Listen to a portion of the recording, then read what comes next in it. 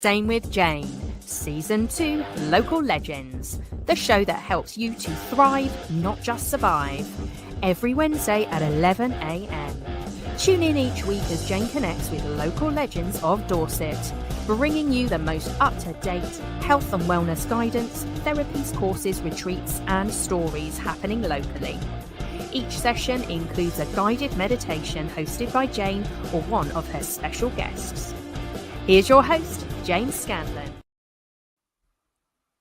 Hello and welcome. My name is Jane Scanlon, and today joining me is Erin Thomas Wong.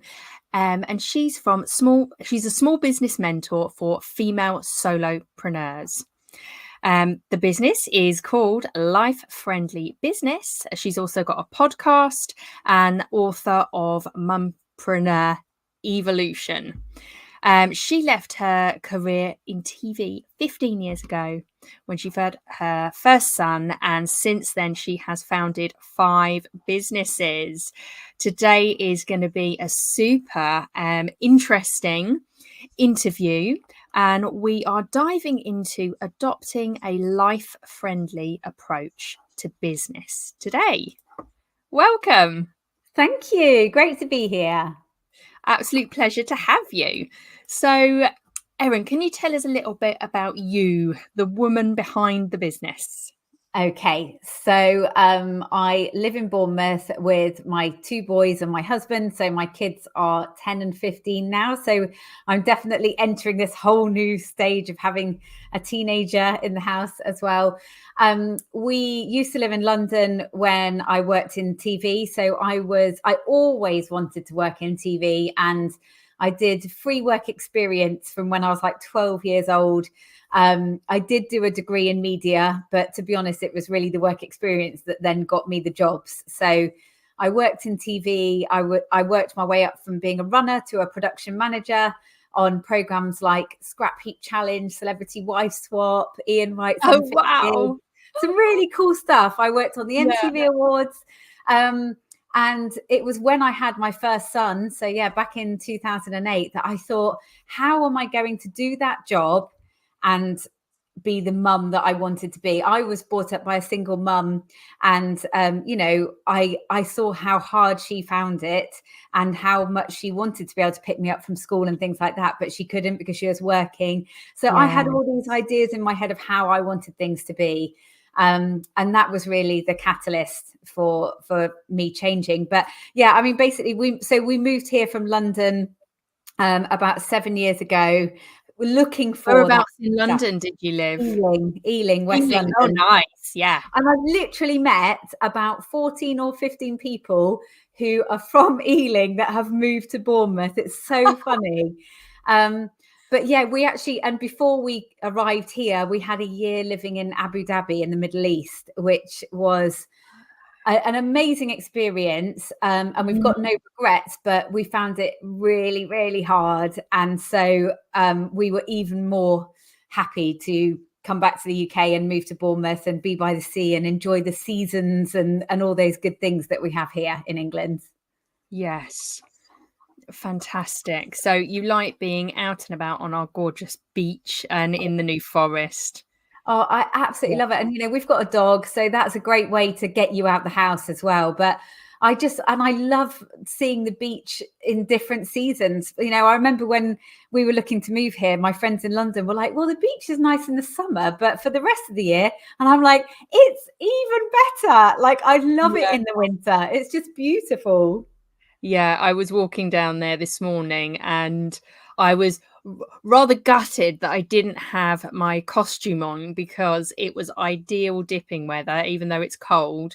But the sky was blue, the sun was out, I was walking my dog. I was like, this is the life. I moved from South London. So yes, I definitely know that feeling. That's amazing. And one day I will be a dipper, but I'm just not quite there yet. But it's on my radar one day. You should start in the summer. Definitely. I do know people who have started in February, which is crazy because that's the coldest. But if you start in summer and you keep just saying to yourself, I'm just going to dip next week. I'm just going to dip next week. And then all of a sudden, you'll have done a whole winter. That's how I started. Okay, right. So tell us how you got started in your field. We've heard about the TV environment and then you leaving and becoming a full-time mum, but what happens next? So it really was one of the, so I was a production manager, so it was all about organizing projects. And I thought having a child would be like organizing a project. I read all the books. I thought if you just follow, well, not when they don't do what they're supposed to do. Yeah, that's what I was about to say. Yeah. They're not involved in our project management. No. They're just doing their own thing. Yes. So I had quite a traumatic birth experience with my first and ended up with an emergency C-section. And I had really hoped for a natural birth. I'd done all the, antenatal yoga and everything. And it was, I mean, really, it was luckily, neither of us were ever at any severe risk during that, but it was obviously not how I wanted it to be. And I probably from the stress of all that, my milk never came in. And so I couldn't breastfeed. And I tried for weeks and it was awful. And so it really shook me to the core of who I thought I was. I thought I would be this earth mother. I was so excited about like buying breastfeeding scarves and going to cafes and breastfeeding my child. And none of that happened for me. And then my poor baby was very ill often for the first 18 months. He didn't sleep through the night. He was often getting ill. We had to call an ambulance a few times. And so it just really the person I thought I was suddenly was anxious, exhausted, all those things, doubting myself. And so, even while all that was going on, I was kind of thinking about who I was now and what I wanted to do. And I was in a really fortunate position that I had a staff job in TV, which is really unusual. And I basically thought after about 6 months with my son, I thought, I don't think that I do want to stay at home for a year, and because I'm not the mum that I thought I'm not having that experience that I thought I would. And I kind of felt like I was losing my identity. And I spoke to work and they basically said, look, if you want to come back now, we're actually talking voluntary redundancy. So that kind of started this whole thing of like, oh, well, if I took that redundancy money, what could I do instead? And one of those really random moments where I had a friend and she said she was going to the baby show in Earl's Court, London, to get her child's fingerprint in jewelry in silver. And she told me about this company called Small Print. And I was like, oh, that sounds really interesting. And I went on to see if they could come and do like my NCT group, like to do a home visit. And it came up saying, no representative in your area, franchise opportunity available. And it was literally like one of those moments where I was like, what's a franchise? What does that mean? And I basically just started exploring it and learned all about it. And I think for me, it was that this was all part of me trying to claw back who I was as well, while I was having such a hard time with my first baby. So I bought the franchise with the redundancy money when my son was 7 months old. And that was that opened up this whole new world of business to me. And I kind of got a little bit addicted after that and started lots of other things. Amazing. That's fantastic. So what were the other? So that was one of the 5 businesses. What were the other businesses? So the second was that I was going to lots of stallholder events in London. And of course, some of them were really badly organized. They weren't marketed well. And there was another woman there who we often saw each other at these events and we would have a bit of a moan. And then we were like, do you know what? Why don't we do one ourselves? So we basically set up this Mums in Business network in West London and started doing markets. And, we would have our own products there and then we'd have all these other stallholders. So that became Ealing Mums in Business, and we did local meetups and stuff. And then 3 years in to running the Small Print jewelry business, I was obviously going out and meeting a lot of parents. I was going to a lot of baby and toddler groups to try and promote what I did, but also I had a toddler at the time. And I realized that there was a real gap where there were lots of stuff, there were lots of things going on, but they were taking place in like church halls and community centres, on a dusty floor. Yes. You'd have a scaly kettle to make a cup of tea. And I thought, there's all these lovely pubs in Ealing that after the no smoking ban, they had this amazing space and there was no one in them, but they were open in the morning. So I went into this pub and I spoke to the manager and I said, what would you think about me bringing Yummy Mummies in and using the space in the morning when you've got no one in? And he was like, yes, amazing. So I basically set up then Pitter Patter, the hub for bubs. So they were pop-up venues effectively in nice gastro pubs where I had people like Gymboree, Baby Sensory, all these kind of classes, and I basically did all the website, I did the marketing, and I was there meeting and greeting. I absolutely loved it. And I even now I meet people who went to it because it ran for 5 years, and people say to me what a difference it made to those early days, because we all know how lonely it is when exactly what I was about to say. It can be so lonely. If I was quite lucky that I had lots of things I could tap into, and my NCT group were quite, especially for the first 6 months to year, we would always meet. Like first 6 months, every week we'd meet, we'd do something. And then one of them lived around the corner and we still meet, and our children are like 12 now. So yeah, it can be a really lonely time or it can be a really magical time and everything in between. Having those groups and that social connection, because you're right, you are not the same person afterwards. No. And one of the most memorable moments for me is there was a class going on upstairs, and I always would take my laptop and sit and work downstairs. And a mum came down with her baby who was crying, and she just said to me, "Why is my baby the only one who's like, crying and not enjoying it? Like all the other babies are sitting there perfectly." And I was saying to her, honestly, you're not the only one. And then she got really upset and she was like, I needed to come today. I needed to come for me. And I was able to be there, and I gave her a hug and, told her it would all be okay and all these things. And it's just like that's, I think, and that's what's driven everything that I do really, is that like creating community and connection, because, so many things like that happen to people all the time, and there's not someone there to tell them that it'll be okay. And, it's, amazing. Pitter Patter was brilliant. We had 7 venues across West London by the end. But then what happened is then we were thinking that we were going to move out of London. And then my husband got headhunted for this job in Abu Dhabi. So everything got thrown up in the air. We'd already decided, okay, we will move to Bournemouth. But then it was like, okay, let's go to Abu Dhabi in between. And it was when I went out there that once again, I felt lost. I was incredibly lonely. It was very stressful. Being an expat did not suit me, because I like to have roots. I like to grow roots. Yes. And lots of things about the culture out there were very uncomfortable for us. And so I was like, I need a new project. So then I was like, I want to create something online that is scalable, that I can, move around the world with, if we decide to go anywhere else. And that's when I created this business, the Life Friendly Business. And back then it was called Making Mumpreneurs.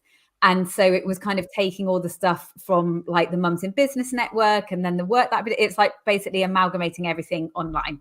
Yes.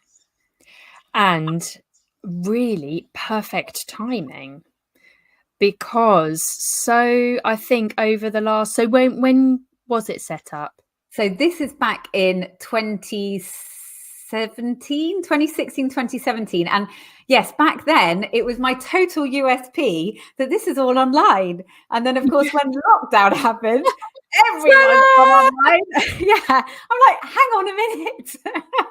So this is where your business has to keep evolving, because things change, the world changes. And so, yeah, what was my USP then suddenly wasn't as much of a USP as it was before. But, Mhm. yeah, it was, and it's been really interesting because I love running an online business. I really enjoy it. I love being able to like create everything, do the website, do all these things. I love connecting. I've got someone in my membership at the moment who's in South Africa, and she was just sharing her Ring doorbell video of this monkey just like all over.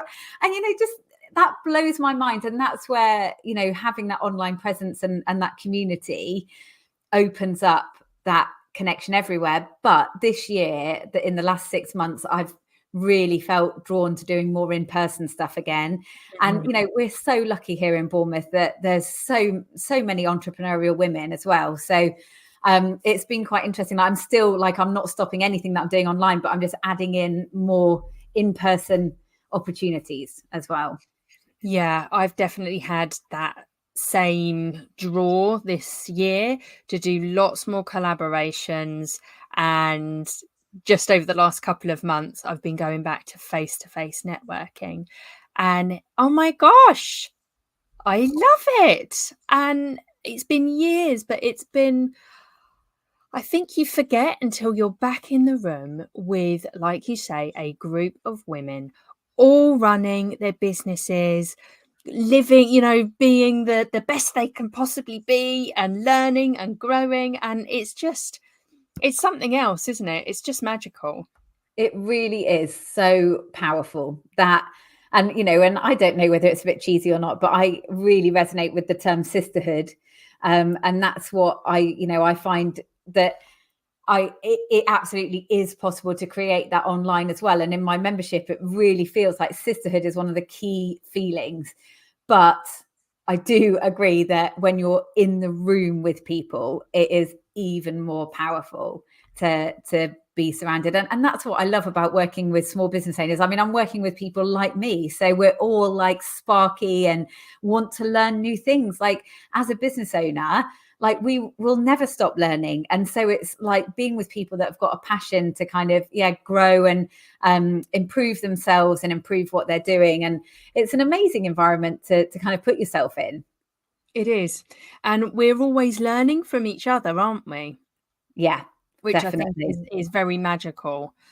So can you, what would you say your best business advice is? Because you mentioned something earlier that I was going to pick up, and it was about, not your words, but being able to pivot. And that's something that myself and the clients I coach seem to be quite good at, because life's always going to throw things at you. You never know what the government or the world is going to do. So yeah, I really liked that, being ready, being prepared. Yeah. Definitely. I mean, I really think that businesses evolve over time naturally, but then there are obviously times when things out of our control mean that we have to pivot, or do things differently. I think there's lots that comes into that. And I want to tie that back to this whole life-friendly approach to business, because for me, the whole idea of a life-friendly approach is that you're creating success on your own terms, and you're doing it without sacrificing time with your family or to the detriment of your own well-being. And so this well-being thing is really important, because basically I think that we have to accept that we don't know everything and that we are going to fail. We might be failing on a daily basis. That's okay, because, everything we do is a learning journey. And my favorite, do you call it an acronym? Is to fail is first attempt in learning. Yes. If you change that round in your mind about, I think what it does is sometimes we can be so scared of doing things wrong, getting things wrong, people thinking that we're doing things wrong, that it stops us from actually moving forward. But when you take that fear away, it kind of opens up your mind so you can think more clearly about how you can adapt and pivot and things. And the other thing with the life-friendly approach is about being the best boss to yourself that you can be, because you can be so good at beating ourselves up. Oh my gosh. And like this whole thing of like, I should be doing this. I should be doing it this way. I'm no good at tech. I'm no good at this. And like, as Tony Robbins said, the words that you use become your experience. And Yes. it is really true, isn't it? So I think we've got to stop beating ourselves up. That's, you're working for yourself for a reason. And let's be the best boss that we can be to ourselves.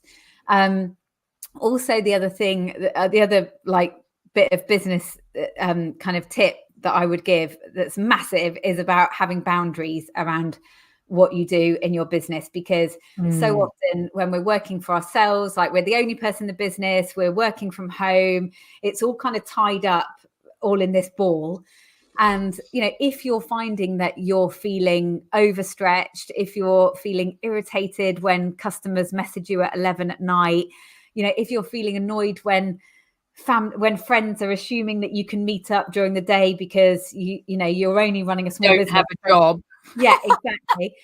But what that comes down to is the boundaries that we put in place for ourselves. And, I really encourage people to think about what they need in order to thrive and, in order to be productive and all those things, and putting those boundaries in place. So like I always say on all my, like I do masterminds and, my membership, I always say calls are term time only. Like I'm not committing to doing calls during school holidays, because what that means is I'm tied to doing a call on that day. Like something's happened with the kids, they need me, I feel guilty, or I feel irritated that I can't concentrate on work because the kids are around, and it's just this horrible mess. Yeah.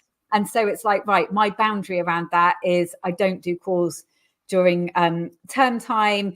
It's stuff like if my son has a hospital appointment, I want to make that's really important to me that I'm able to go with him. Yes. And so it's like those things, it's really thinking about this, and you make that your priority.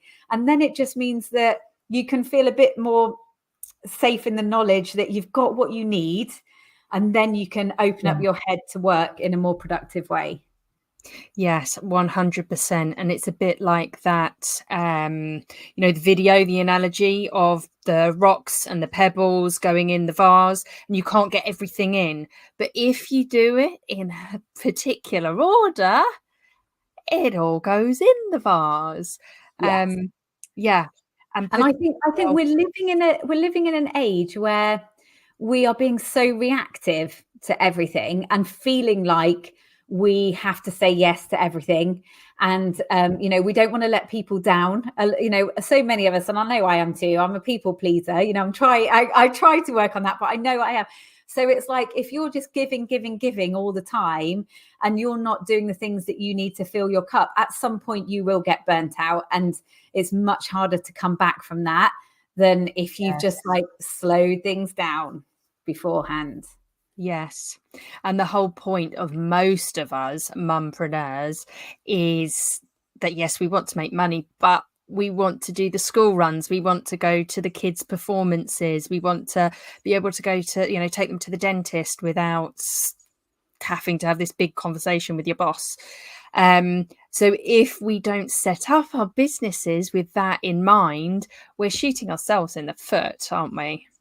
Yeah. And one thing that, that you mentioned there, and this is like why one of my other drivers really is, there is a real, I know I felt, and I know that other women that I've spoken to have felt this way, that because we feel like that and we want to prioritize our kids and, we want to be there and all those kind of things, it makes you feel like you're not taken seriously enough. Like if we compare ourselves to other business owners, and sometimes other people can make us feel like that you're less than, you're not ambitious enough because, why aren't you going all out? Why aren't you going all in and the hustle and grinds and all those things? And by creating this kind of life-friendly approach, what I basically want to say is there is a place for you, and there's a place for you in how you want to run your business. And we don't have to be working to other people's measures of success. And, just because you are prioritizing your family and your kids does not mean that you are any less than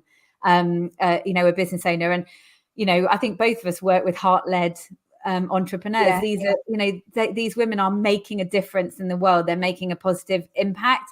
So anything that I can do to help them step into that and to feel like they do have a place, and they it really upsets me sometimes, actually, when there's that whole feeling of, mumpreneurs are just, it's a hobby and all those kind of things. But we also need to show up in the way that we want to be perceived as well. So that's where sometimes people need a bit of help with confidence to be putting themselves out there.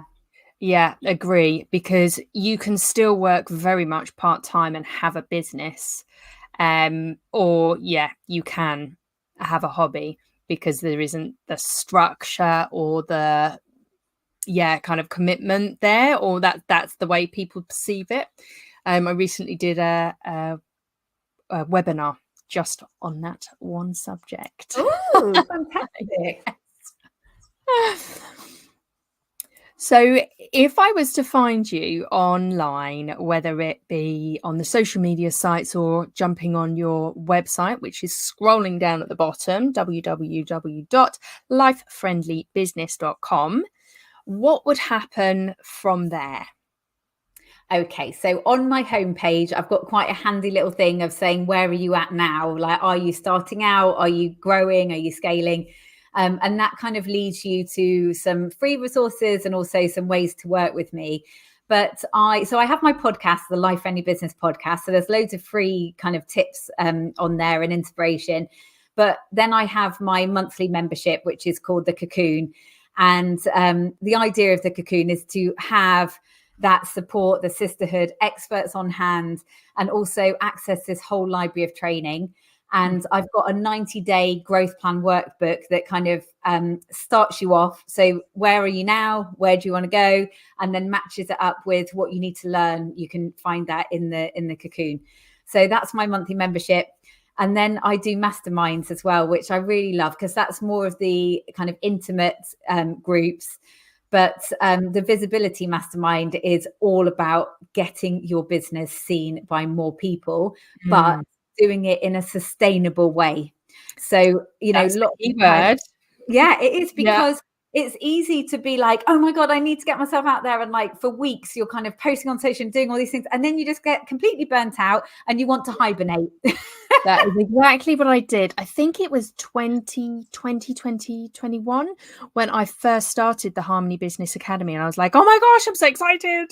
I've got this like new idea. And I went out there and I marketed. I was everywhere. I marketed myself amazingly. But the trouble is I wore myself out. So by the time, it came to do the thing, to have the clients, I was so exhausted. I do not do that anymore. But I definitely, you have to be mindful and plan properly when you're growing, when you're scaling, when you're starting something. Yeah, absolutely. And I think it's really easy to underestimate the energy that it takes when you're doing that stuff. And like, launches and things like that. It's just like, you need to allow white space around that time to manage your own energy. But with the Visibility Mastermind, it's all about having that framework to help you take consistent action. And basically it's like a reminder of what are you doing this month for your visibility. So we have a mastermind call once a month, and then we have a CEO call. So CEO time is my other big tip about, like, really does make you think like, I am a business owner. This is my business. And I need to carve out time to work on it rather than in it. So on those calls, it's all about taking that opportunity to reflect and kind of track your progress and then plan things going forward. So I'm really enjoying that kind of model of working with people. And then they get one-to-one support on Voxer every Wednesday as well, which is a bit like WhatsApp. So, we can have that one-to-one. And I do one-to-one mentoring sessions as well. So, but like I said, I'm now starting to do more in-person stuff. So I'm doing a quarterly social. We just had our winter social at Urban Garden. So the next one will be spring. But also I'm doing these 2-hour business workshops at Urban Garden. So they're called Level Up Your Life Friendly Business Power Sessions. Yes. Thank you, ChatGPT, for helping me with with that title. And the idea is that it will be like a really nice kind of workshop format with discussions around the table. There'll be chance to network, and then there'll be like talking about what your takeaways are and what you're going to do going forward. So I'm really looking forward to doing those. That's amazing. And obviously all the details are going to be above or below, whether you're listening to this or watching this podcast. And you can contact Erin on lifefriendlybusiness.com. And it's the same on all the socials, right? At Life Friendly Biz, yeah, on all the socials. Thank you. Right. One more thing. Have you got an offer for us or a top tip? We've flooded this podcast with top tips anyway, but I'm sure you've got more in you. I have. I've got another top tip really about. So for me, running your business in a life-friendly way is about being super savvy with your time. Because whether you've got kids or whether you're working another job or you're caring for other people, you might be working less hours on your business and feeling like you haven't got enough time. So yes. I really love the 5% rule by James Wedmore. And he talks about there's only 5% activities in your business which will actually move the needle. But what happens is we spend 95% of our time working on things that make us very busy. And then we're like, but why haven't I got any traction? Why is the money not coming in? So that's a really good reminder every day, or when you're feeling overwhelmed, to think, what are my 5% activities right now? And in terms of like time management, like I really recommend like scheduling in white space, because especially if you're in a creative, industry or business, like it just doesn't work to schedule yourself to the hilt, and then something goes wrong, a kid gets ill or whatever, and you're just like completely thrown into panic. So definitely scheduling your week in a way where you are working within your energy and you also have that white space. So but yes, in terms of my freebie, I've got the 7 steps to a life-friendly business, where I kind of go through the guiding principles of a life-friendly business, and you can rate yourselves on where you are in those 7 steps, so you know which areas are good to work on. So that's on my website, lifefriendlybusiness.com/7 steps. Amazing. Fabulous. Thank you so much. It's been an absolute pleasure. And I very much look forward to connecting with you in person at your next event in February. So in February, I've got my annual Momentum Day, which it's such an uplifting, high vibe day. And this time it's at Marsham Court Hotel. So this is like the 6th year, I think. They have been at Urban Reef Restaurant, which is, gorgeous, overlooking the sea. But we're staying with the seaside theme, but at the Marsham Court. And we've got speakers talking about LinkedIn, video, TikTok, and also imposter syndrome. I'm going to be talking about how CEO time is a game changer. We'll have networking. It's just a really fabulous day. So yeah, can't wait for that. Yeah, I'm really, really looking forward to it. And I know the room is going to be filled with amazing mums in business, definitely. Yes, absolutely. And you also, just to say, you don't have to be a mum. All women. Yeah. So yes. Okay, fantastic. Well, it was great to connect with you. Wonderful interview. And I look forward to seeing you in person